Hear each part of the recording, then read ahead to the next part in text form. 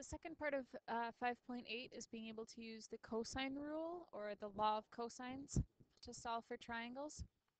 It's a little bit more difficult of a rule to prove or a formula to prove, but I'll put that out there as a challenge for anybody to prove the law of cosines. But here's what it says. It says that in any triangle ABC, so again, it doesn't have to be a right triangle, these three statements are always going to be true. And if you'll notice, they're just kind of switching around the letters, so it doesn't matter which angle you pick, but the capitalization and the lowercase letters are important. And you're going to use the law of cosines in different situations than you would in the law of sines.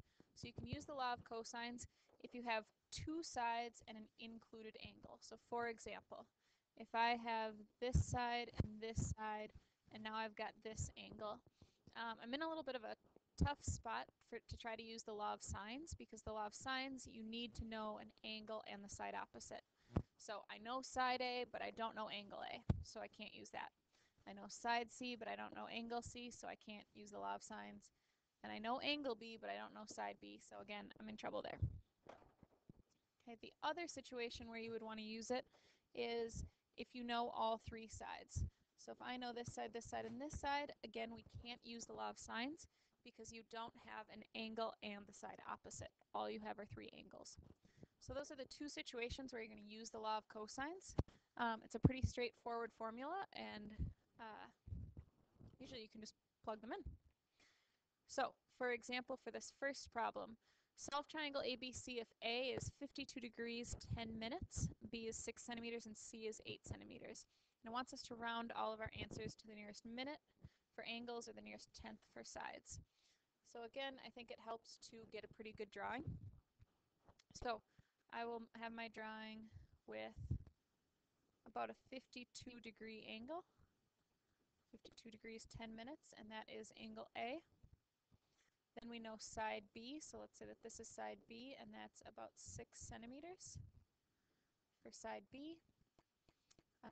And then side C has to be 8 centimeters, so I know that this is going to be 8 centimeters, so I'll try to make that look like it's a little bit longer than the 6 centimeters there, and we'll call that 8 centimeters for side C, which means we are missing angle B, angle C, and side A. So that's exactly that first situation that we described, where we know two sides and the angle in between. So this formula is going to help us solve for side length. So because we're looking for side A, let's use that one. So that formula says A squared equals B squared plus C squared minus 2BC times the cosine of A. So we can plug in that A squared equals 6 squared plus 8 squared minus 2 times 6 times 8 times the cosine of, and we do know A, it's 52 and 10 minutes, so I'm going to write that as plus 10 over 60. Okay. And you can actually type all of that into your calculator at once. So type in 6 squared plus 8 squared minus 2 times 6 times 8 times the cosine of, and make sure that that is in parentheses, but it should work out for you. To type that all in at once, and I believe that you get A squared is approximately 41.11.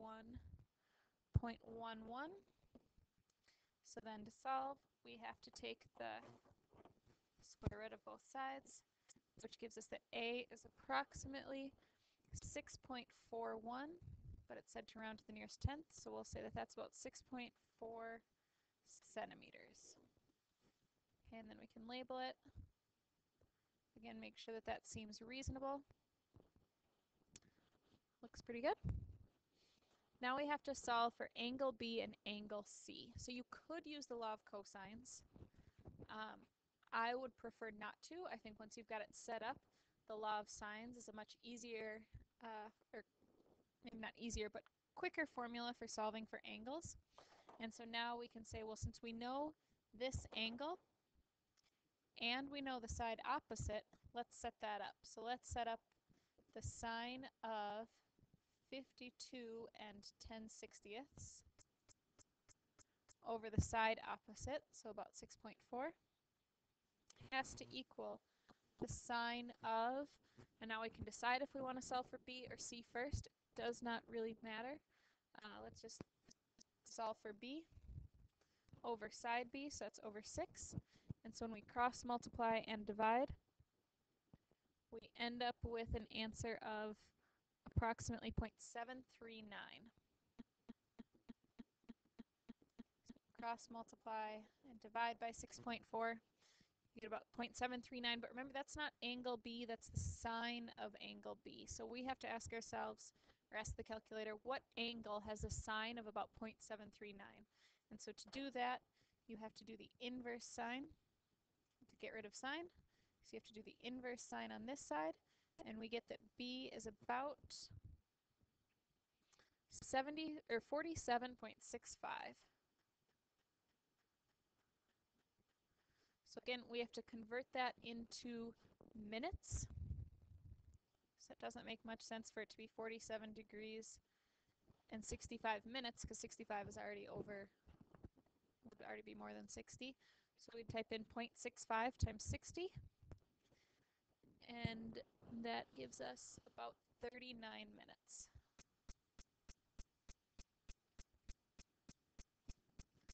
So B is about 47 degrees and 39 minutes, which makes sense that it's across from a side that's a little bit shorter than that, so that angle should be a little bit less than the 52. And now we've got two of our angles, so we add them up and subtract from 180, and that gives us our third answer of 80 degrees and 11 minutes.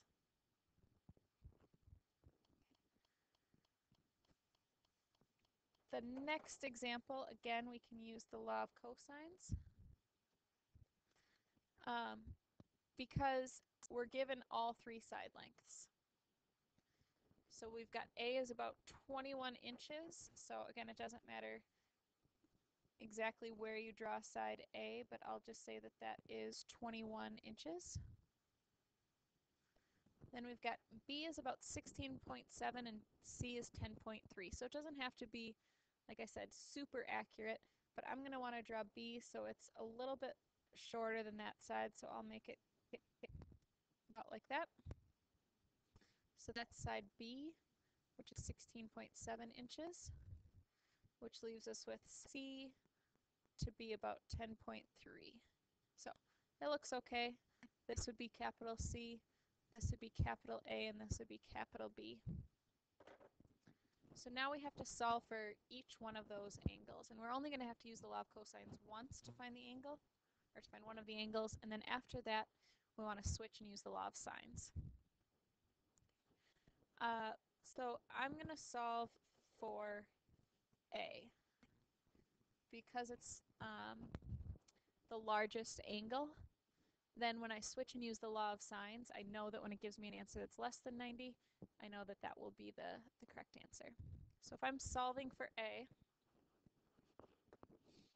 I'm going to want to use the cosine formula that uses the cosine of A at the end. So that's that one that said A squared equals B squared plus C squared minus 2BC times the cosine of A. And I'm going to have to plug in things for for all these other sides and solve for the cosine of A. So if I start plugging them in, I've got 21 squared has to equal 16.7 squared plus 10.3 squared minus 2 times 16.7 times 10.3 times the cosine of A, and that's my only thing that I don't know yet. So let's start simplifying. I've got 441 on the left-hand side equals, and I'm going to plug both of these in together. Simplify those together, and that's 384.98, and then I have to subtract, and I'm going to simplify this stuff, but again, all that with the cosine of A is one term, so I can't combine them yet. But when I simplify 2 times 16.7 times 10.3, I get 344.02. again, that's being multiplied by the cosine of A, so we can't get rid of it yet. But slowly but surely I want to move everything over so I'm only left with A. So the first thing I'll get rid of is going to be this 384.98. So I'll subtract that from both sides. And we end up with 56.02 has to equal this negative 344.02 times the cosine of A. And so because it's being multiplied, to undo that, we want to divide by negative 344.02. Make sure you keep that negative in there.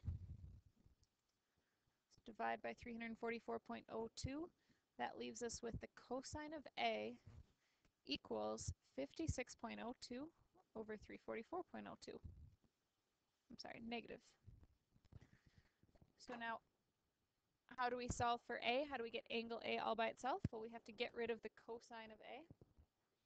So we have to do the inverse cosine. You always do the inverse cosine whenever you're looking for an angle and you're using trig. So that means that A is the inverse cosine of 56.02 over negative 344.02. And so you can just type that into your calculator. And I believe it gives you an answer that A is approximately 99.37 degrees, which we want to convert into minutes. Oops. So that would be 99 degrees and 37 out of 60, or sorry, 0.37 times 60 would be 22 minutes.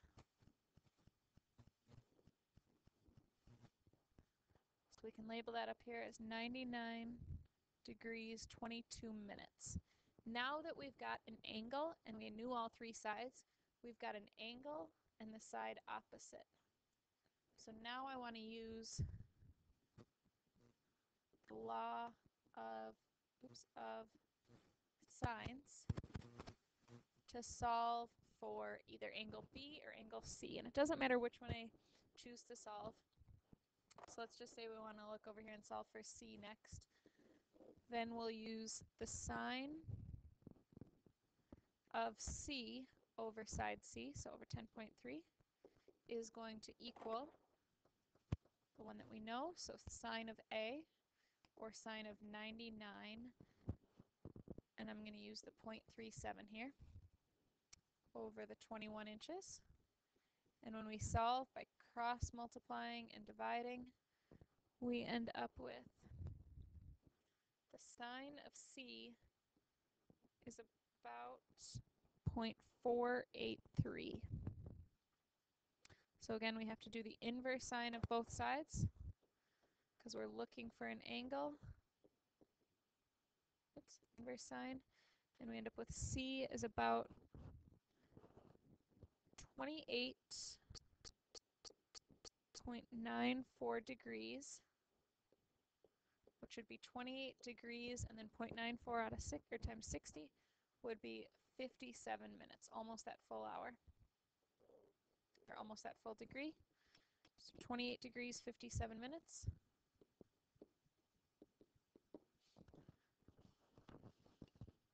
And then to solve for angle B, that's the last one that we're looking for.